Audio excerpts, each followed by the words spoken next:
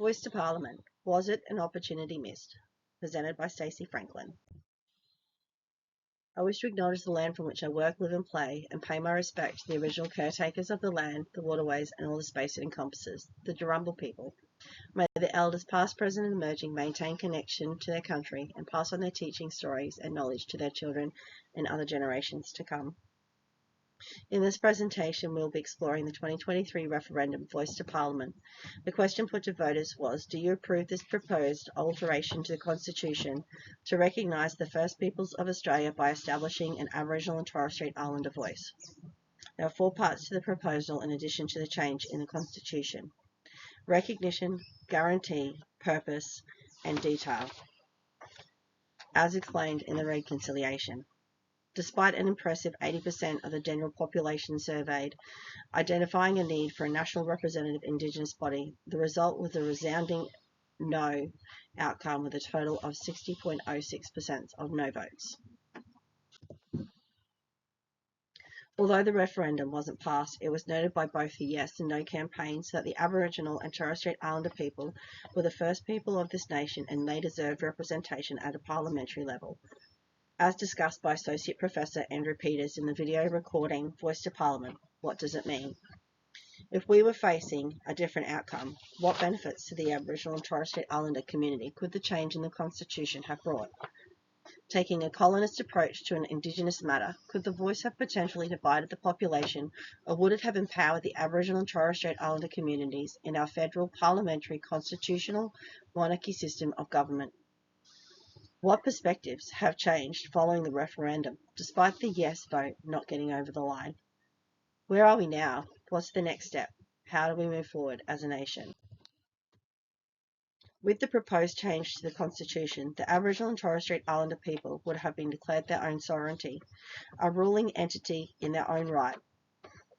In the article We Are One but We Are Many, Conceptions of Australia's Sovereign People and the Proposed Voice to Parliament, the author David Moignard Farrell highlights that the changes would count to the First Nations people having their own sovereignty and the Constitution declaring a dual sovereignty in Australia.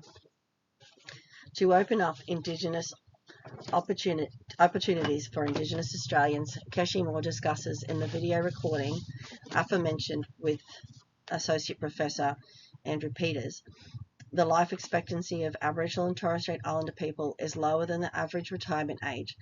So many of the Aboriginal and Torres Strait Islanders are not having the opportunity to access their superannuation and enjoy retirement life. Ian Ham in the same video recording notes that statistically Aboriginals are more likely to go to jail than university, and that the life expectancy of an Aboriginal that has attended university is equal to the life expectancy of a non-Indigenous Australian.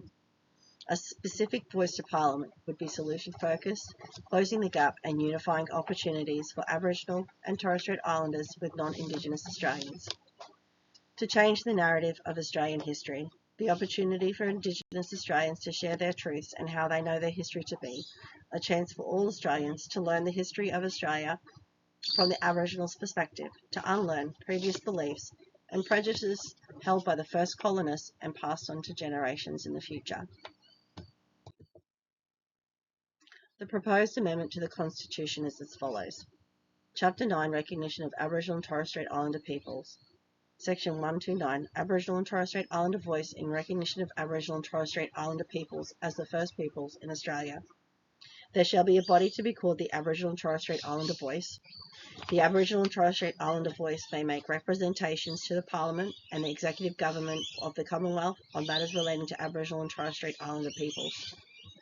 The Parliament shall, subject to this Constitution, have power to make laws with respect to matters relating to Aboriginal and Torres Strait Islander voice, including its composition, functions, powers and procedures. Australian Government 2023. It was thought to make amendments to the Constitution rather than change legislation would have a permanent effect withstanding being changed by future governments. It is noted that this referendum was the first for the social media era, and it is evident that it had an impact on the final result as the No campaign targeted TikTok and other social media platforms as highlighted in the conversation article, Why Did the Voice Referendum Fail? We crunched the numbers. What difference would it make? A resounding question throughout communities about the referendum was about the changes that the voice of the Parliament would put into effect. The No campaign embraced this uncertainty and adopted the message, if you don't know, vote no. It is questionable if Voice to Parliament was the misleading title that could have influenced the outcome. Getting back to the grassroots, a comment that stood out from the video recording Voice to Parliament made by Keshi Moore was that she was a reluctant yes vote. Keshi explained her standpoint that the community she came from in WA was a majority no vote, as they believed the issues affecting their community were regional barriers rather than Indigenous matters. This is indicative to me that the proposed amendment couldn't be seen to address the matters of Indigenous communities and had a more tokenistic approach to satisfying the Australian public that the government was acknowledging Aboriginal and Torres Strait Islander perspectives. Is this not the same idea as the Aborigines Protection Board in 1883? The Great Divide. The Constitution, as it currently stands, identifies the Australian people in a holistic view being a single sovereignty. The proposed Voice to Parliament would change the Constitution to identify a dual sovereignty, so Aboriginal and Torres Strait Islanders would be their own sovereignty, their own ruler. This could be seen as segregating the Aboriginal and Torres Strait Islanders and dividing the communities again. This is in the Indigenous map of the Australian Institute of Aboriginal and Torres Strait Islander Studies, displaying approximately 600 individual nations that Aboriginal and Torres Strait Islander clans and mobs identify with. Each mob has its own unique language and dialect, values, ceremonies, and law.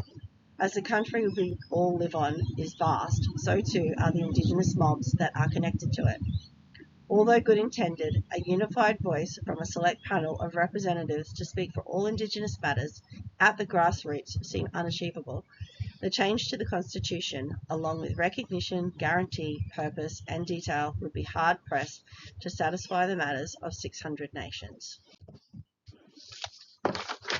As we now know, the referendum was not passed and that the Yes campaign was defeated. It was discovered that the No votes were primarily concentrated in rural and regional areas of Australia, with the Yes votes coming from the inner cities. It is clear that the regional and rural communities of Australia saw no value in the amendment to the Constitution. What now? Is that if there is any consolation to the referendum, it would be the attention that has brought to Aboriginal and Torres Strait Islander matters and the unified opinion from both sides that Indigenous perspectives need to be considered. Moments like the referendum will likely repeat in the future, shaping the views of generations to come. I hope for a day that Aboriginal and Torres Strait Islander views can be considered at the grassroots, and their voices will reverberate throughout Parliament to be represented in a holistic, respectful way, meeting the Indigenous communities where they are and empowering them to thrive in their own way.